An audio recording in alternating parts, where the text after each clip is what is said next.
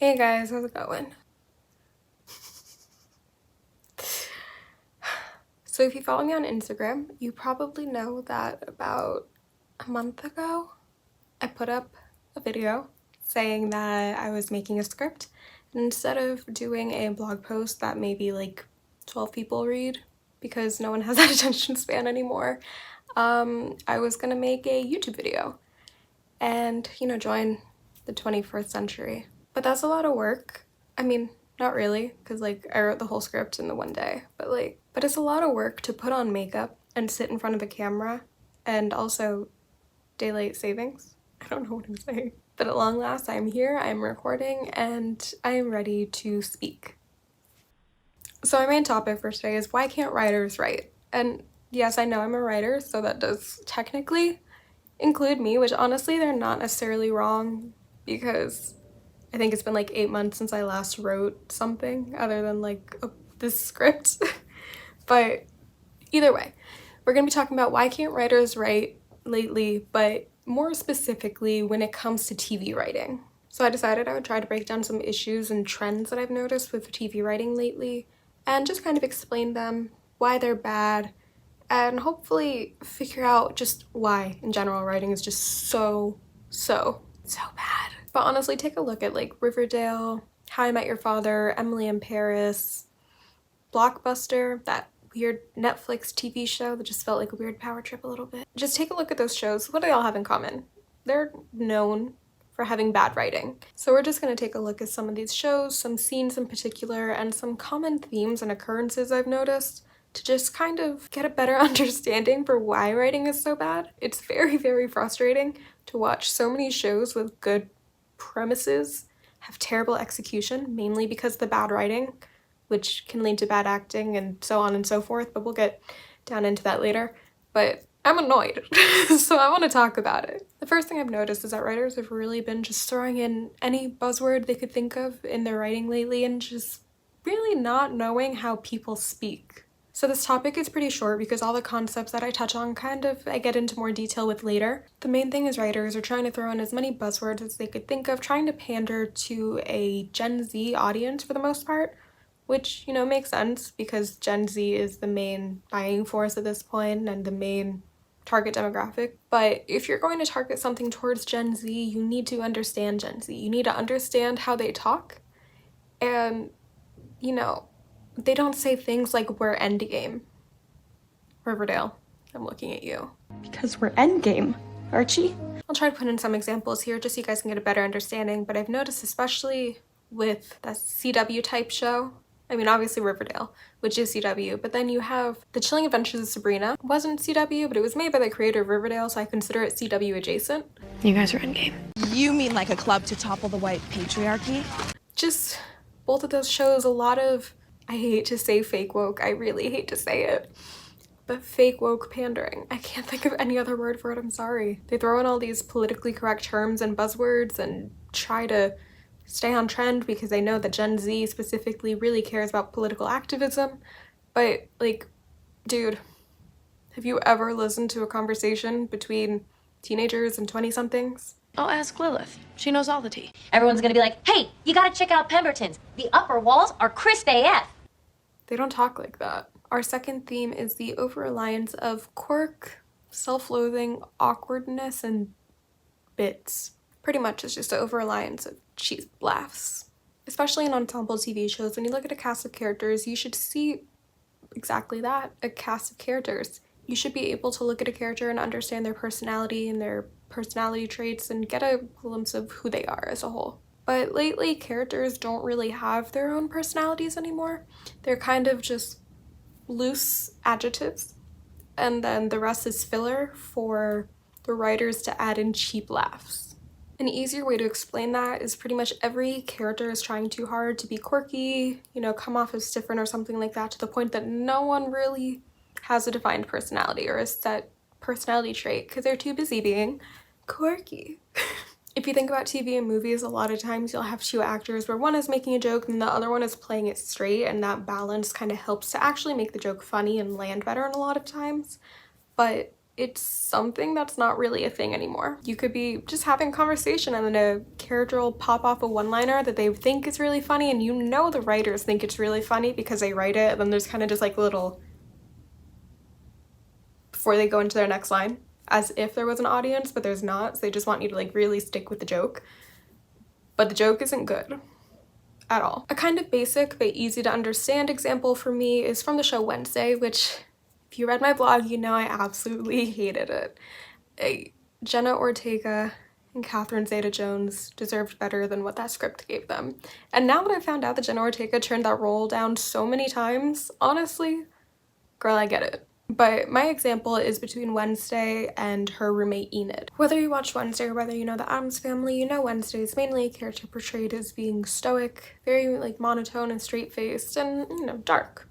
A little homicidal, some might even say. When introducing Enid, of course, they wanted the joke that, you know, Wednesday is all of those things and Enid is the polar opposite. She's happy and friendly and warm and bouncy and bubbly and rainbows and colors, and that's it. She rarely ever gets any serious moments until later in this season when they start to try to develop something with her about her not being able to wolf out and her having to tell her family that she hasn't transformed yet, and just saying, lots of gay overtones there, but that's a different story. But towards the end, they try to give her the storyline and give her character depth. They try to give her character depth towards the end of the season, however, kind of just falls flat because all you've known her for the entire rest of the season is being, yay, rainbows and colors and happiness and wanting to give Wednesday a hug and being her friend and sticking up for her, even though Wednesday was like, no, literally, please don't, I don't like you, don't talk to me. I have a lot of issues with that show. I'm gonna get distracted. Just watch my other blog posts about it. Read my other blog posts about it. I could complain about that show all day. Another example is in the TV show Blockbuster, which I had to force myself to watch. I thought it'd be an interesting concept and I liked the cast, so I was a little bit interested in the beginning, but after the first episode I was like, holy shit, this is awful. And then I contemplated watching the whole thing to do a blog post about it, and then I think after maybe 3 episodes, I was like, yeah, no, I can't do this anymore.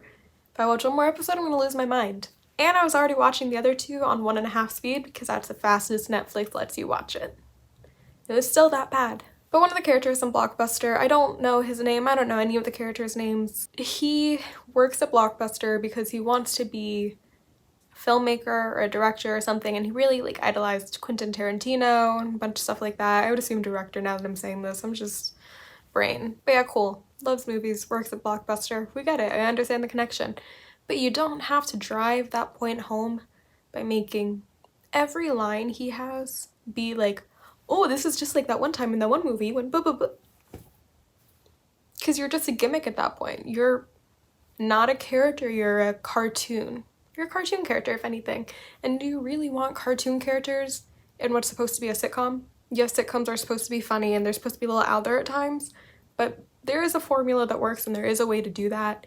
And I don't know why directors and writers just don't care, dude. Another unfortunate trend that I've noticed when it comes to the writing like this, with the gimmicks especially, is honestly the most painful thing I've ever seen when watching a TV show, and I think the biggest offender is How I Met Your Father.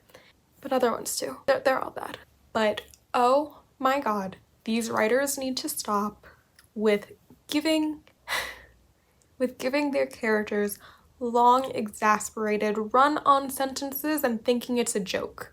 They'll just keep talking and eventually say something embarrassing or put their foot in their mouth or something very basic and not funny like that. It's not an actual joke. If anything, it's like a little like, and that's exactly how the characters react. So why do you, as a writer, expect us to have a bigger reaction than your characters when even your characters are like, oh, that's not funny, why are you doing this to me? Please stop, thank you. I'll attach an example or 2 of the rambling run-on sentences that I'm talking about just to help you guys try to get better understanding in case you got really lucky and haven't seen any shows that do that.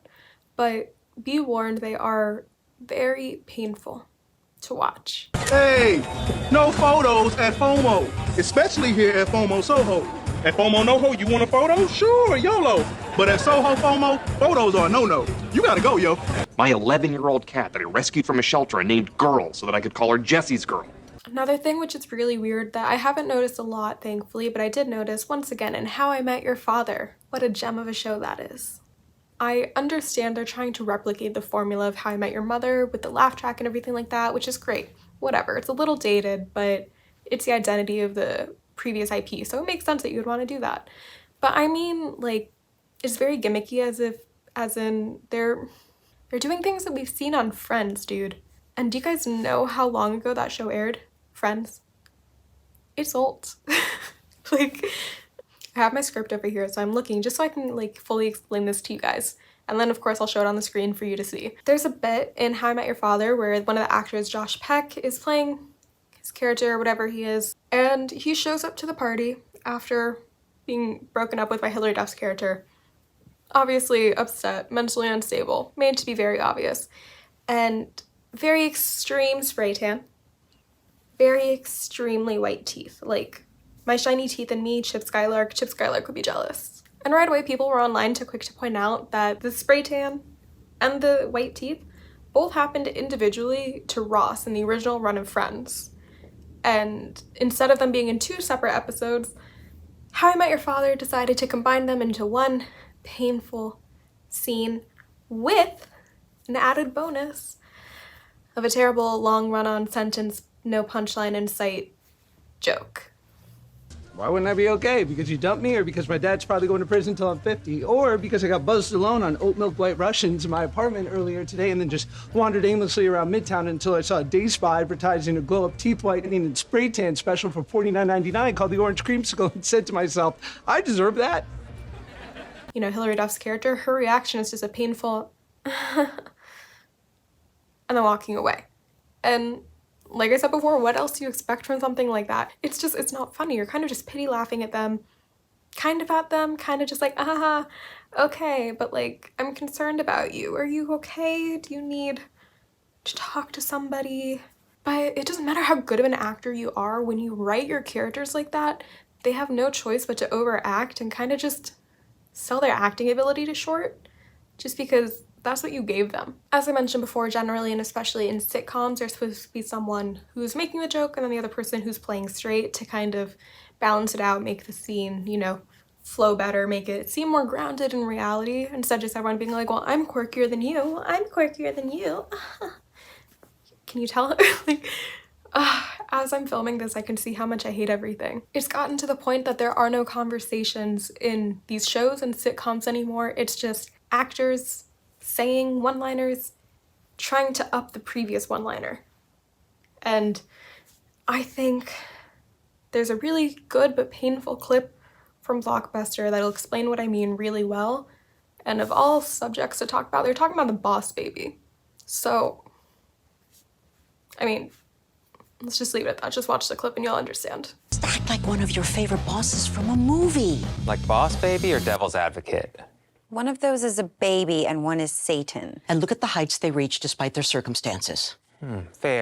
So because of the lack of a developed script and the writers caring more about cheap laughs than actually creating their characters, it brings it into my third topic, which is characters are essentially just stereotypes again, with little to no character development at all. A lot of times it's like the writers put in the script 3, maybe 4 adjectives to describe the character, and then they're just like, this is fine for now. If we think of a storyline including them, then we can add in more stuff, otherwise we're set. I have some examples here just so you guys can get a better understanding of what I'm talking about with some real life examples from the shows that I've mentioned before. So for example, in the TV show Wednesday, Enid, the roommate character that I mentioned before, she's preppy and peppy, very friendly, and her third trait would be that she can't wolf out. Another example from Wednesday is the character Xavier, which if you know anything about the actor, fuck that guy. His 3 personality traits are that he is brooding, misunderstood, and he has a crush on Wednesday. And like, that's it. Another example is from Emily in Paris, the tall white-haired guy in the show. He's perverted, well-meaning, and awkward. And then you have the rest of the cast. You have this one is sassy and gay. He only gets 2 adjectives. Mindy is just a singer who's cut off from her family, and she was embarrassed on a singing show in China. I don't know. The chef guy, he's a chef. He has a girlfriend who's friends with Emily, and he likes Emily. What are these writers doing? That's all you're giving me. Like, yes, okay, we get a little bit more into like the chef's backstory. I think it's Gabriel. I think that's his name. A little bit more into his backstory when we talk about, you know, he's owning the restaurant, something about his grandma. But like, it's season 3, season 4. Like, who cares at this point? It took you that long to establish one more piece of context about your character? That's insane. If we move on to How I Met Your Father, we have Ellen. She's gay. That's her main one. And she's new to the city, so she's a fish out of water. And she's the adopted sister of the annoying dude. I don't know his name. I really don't. It's probably a J name. That would be about right. He got rejected when he proposed to his ex on camera. I think it was like at a show. I don't remember, like at her concert. But that happened. He's emotionally unavailable, and he has some sort of romantic feelings for Sophie that he can't quite figure out because he's emotionally unavailable. And then you have that British guy. He's British, and he's clueless. And I'm not kidding you, that's it. It's gotten to the point where I almost feel like writers are following that weird fanfiction trope. I don't know if anyone else used to be really into fanfiction, or maybe it's currently into fanfiction because Stan Twitter does still exist.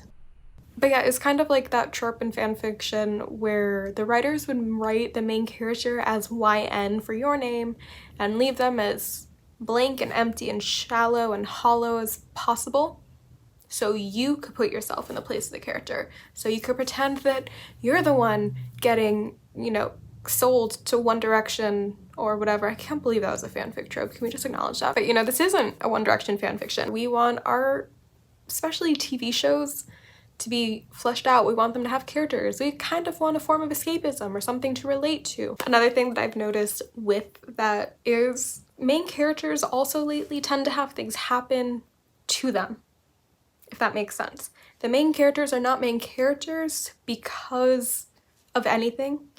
Does that make sense? The writer pretty much just went eeny, meeny, miny this one. Nothing about the character is special, nothing makes them stand out to be the main character, they just are because the writer said they are. Like some examples from the aforementioned shows where things are happening to the main character rather than because the main character. Like, okay, Sophie from How I Met Your Father got a date, great. How did she make that happen? Oh, she didn't, he just randomly reappeared. He made his way through New York City, a city of millions and millions of people, and happened to run into her. Like, dude, do you know how rare that is? I saw the same person twice in one neighborhood, and I thought they were stalking me. Not literally, but like, that's how rare it is to be able to pinpoint someone's location in New York City, like without using their social media to stalk them. Because I never mentioned that. It's like, oh, I saw your Instagram post and said whatever. He was just like, oh, you happen to be here? That's crazy. Fate. Another one that really pissed me off was Emily from Emily in Paris got a marketing campaign. Great. What did she do to get that campaign? Nothing? Was that? She didn't do anything. Her ex texted her 10 minutes before her meeting and gave her a client and an idea that she pitched. What a main character, people. Even on the rare chance that a character does have an opportunity to have a personality, more than likely it's not a good one, first of all. No matter what, they don't really get to really have an arc anymore of character development or anything like that. Emily Cooper in Emily in Paris, of course, was universally hated after season 1 and I think dubbed like one of the worst main characters of all time. And nothing changed. Critics called her selfish and opportunist rather than someone good at her job and someone who hasn't made a single decision in her entire life because, as previously mentioned, things happen to her, not because of her. And despite all that critique, the writers did nothing to try to make her a more likable character, try to make it seem like she had any redeeming qualities or any say in her own life.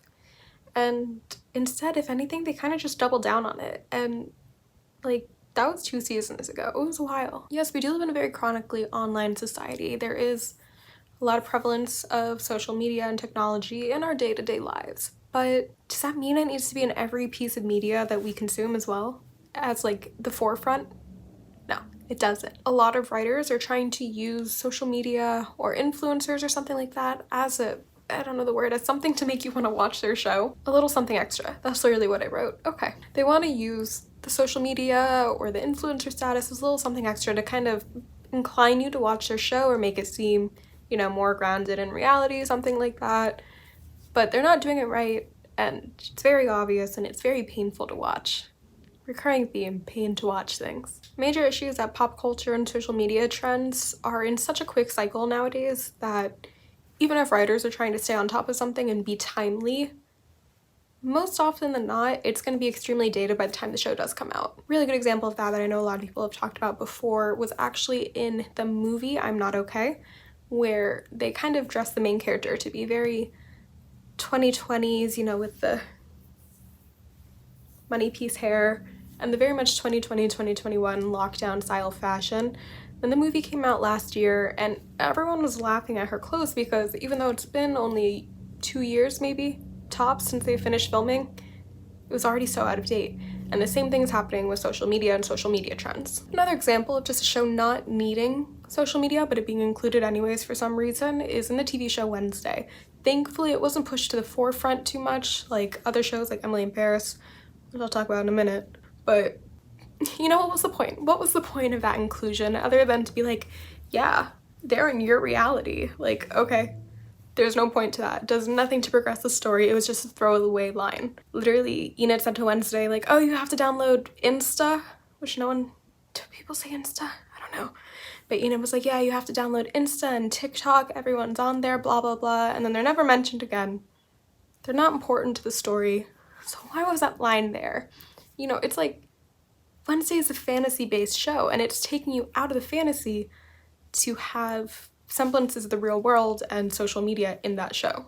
I will actually take a second to give How I Met Your Father props here, which I never thought I would say, but they actually did the inclusion of social media pretty well. They take Sophie, their main character, whose personality traits are photographer and bad love life, and they're able to incorporate Instagram and they're able to incorporate dating apps without name dropping anything to getting like weird sponsors.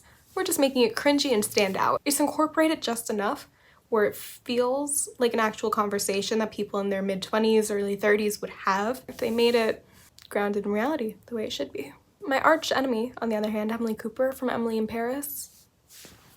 What is that? We're made to believe that she became this huge influencer with all of this power for being a 25-year-old in Paris who posts boomerangs and puts no thought into what she posts on Instagram. That's not the least bit grounded in reality. It's not the least bit realistic. But one thing that they did do properly was kind of reel it back in the later seasons. Season 1, they kept doing the weird pop-ups of her screen, like, this is me, Emily Cooper, on my Instagram. And at least as it got further into the show, I think they kind of realized that there was no need to keep promoting her Instagram like that because it wasn't good and everyone saw it. So they spent less time on her posting things and more about the after effects of her posting, if that makes sense. Even in the new Gossip Girl, the writer wants everyone to believe that the new elite of Manhattan, you know, going off with the Gossip Girl thing, is an influencer. Yeah, sure, that makes sense, why not?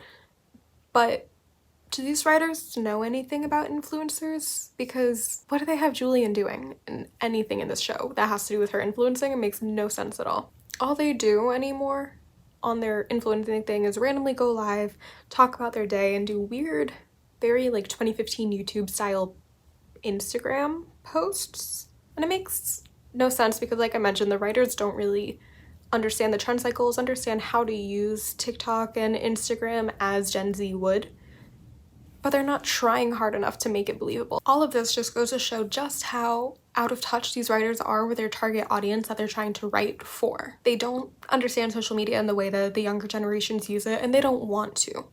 They just want to pretend they do so they get the views and the clicks that they need. All of this together leads into one of the two major causes, from what I've figured out, on why writing is so incredibly bad. The first of the two major issues is that writers love to write young but they hate to hire young. Writers really love to write, especially in that 15 to 25 age range, getting, you know, the young adult dramas and of course the high school dramas that we can't go without. But take a look at most any show's writer's room and I will bet you that the youngest person there was still probably born in the 70s. Great example of that is if you look at writer and producer Darren Star. He is most notably known for Sex and the City, which of course had, you know, problematic things now that we're looking back on it now, but back in the day was considered a great hit TV show. Do you know what else he made? Emily in Paris. The similar concept is there, of course, in each one of them. However, one, Sex and the City, was executed a lot better than the other. And what I personally believe is one of the main reasons for that is when he was writing for Sex and the City, he was roughly the same age as the characters he was writing. He's able to draw from his own experiences and help create a more cohesive friend group, a more cohesive storyline, give more details to little things here and there, make everything make sense in a way that it did, because that was what he was growing up in. In comparison, you can take a look at what he's doing now with Emily in Paris, where he's still more or less writing for the same age range of a friend group as he was in Sex and the City, same premise, same everything, different city, but it's just incredibly bad. It just feels less realistic now, and I think that's partially because it's 30 years, 20 years since Sex and the City came out, and he's still trying to write for the same age group. While I may have my qualms with, and just like that, the Sex and the City spinoff that he's writing, one of those is definitely better than the other, because once again, he's writing with people his age. He's growing with his characters and being able to focus on that rather than try to guess what people 20 to 30 years younger than him are doing with their lives now, and leaving it feeling superficial and hollow the way the Emily in Paris show does. On the flip side, I'll give you a chance to have some good writing in your life for once and look at Abbott Elementary, because oh my god, what a show. The main writer on the show, Quinta Brunson, is in her early 30s, and all of her main characters are roughly in that same age range, which is probably partially why the writing is just so much better and the conversations feel so much more natural and organic and actually believable for a sitcom. But once again, it's a better example of writers writing characters their own age range or somewhat closer to their own age range so they're able to better draw off their experiences and make the characters feel more cohesive, feel more full, and just the plot as well. Then we have an interesting in-between case, which is the Netflix original spin-off, reboot, revamp series called That 90s Show. And while that 80s show may have been a crash and burn, That 90s Show is surprisingly not that bad. And once again, I think the writing had a lot to do with it. While the writing wasn't perfect, I do think it was a lot better than I hoped and expected it to be, considering everything else that's been put out lately. And I think part of the reason that it worked out so well is because they have returning writers from the cast of That 70s Show, as well as new younger writers as well. So I think it works out well because it is a period piece, and also the fact that we have the two major sets of characters. We have the upstairs people, or the adults, and the downstairs people, which are the teenagers. The older writers are of course already familiar with the tone of the show, having been on the original That 70s Show series in the early 2000s, and they're also keeping the original tone of the show alive while also making sure the adults act like adults, is the easiest way to put it. Then you have the goals of the younger writers, which is of course to attract a new audience to the show, people that may not have watched the original That 70s Show series, while also helping the teens feel like teens, and specifically teens in the 90s. As I mentioned, a lot of writers that people cast are still born more or less in the 70s, so if you put them in that time period, they were probably in their teens, early 20s, around the time of the 90s. It makes sense for them to draw on their own experiences from their childhood and teenage years to help create and fully form these new younger teenage characters. The only issue with this is, as I mentioned, all the writers are still more or less born in the 70s at their very latest. Teenagers of the show do feel like teenagers. Specifically the 90s, there is a little bit of a disconnect with having teenagers of the modern day watch that show. Even for the younger staff, it's been a while since they were teenagers, so there is a little bit of a disconnect and not really knowing or remembering how teenagers act when they have their first crush, and maybe just remembering a dramatized version that they have in their head. And that can lead to the script sometimes feeling a little bit Disney Channel, a little awkward or a little cringy, especially when it comes to those romantic aspects. My second and final major overarching reason for all of the bad writing and just all of these bad TV shows in general is summed up pretty quickly in 2 words: quick cancellations. It's obvious to see that very few TV shows are an instant hit off the bat as soon as they are aired. I feel like season 1 of The Office, they were trying very hard to be The Office UK, and it was a complete miss. But once it got renewed for season 2, they were able to reshift and refocus and now become one of the most loved sitcoms in America. Another example of that is its successor, Parks and Rec, spent the first season trying to be The Office 2.0 before finally realizing that that wasn't their identity, and they were given a second season. They were able to readjust, figure out what needed to be fixed, and move on and put out 7 successful seasons. 7, right? Yeah.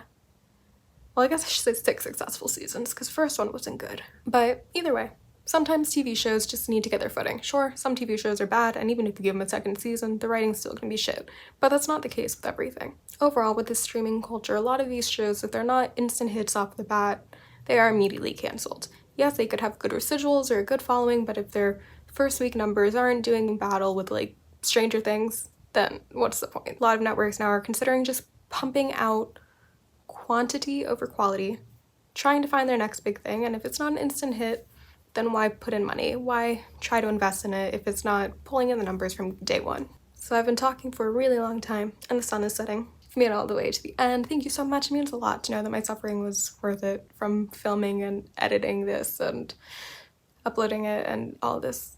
That's it, but it's a lot. That's it for today. I can't really think of anything else to do or say.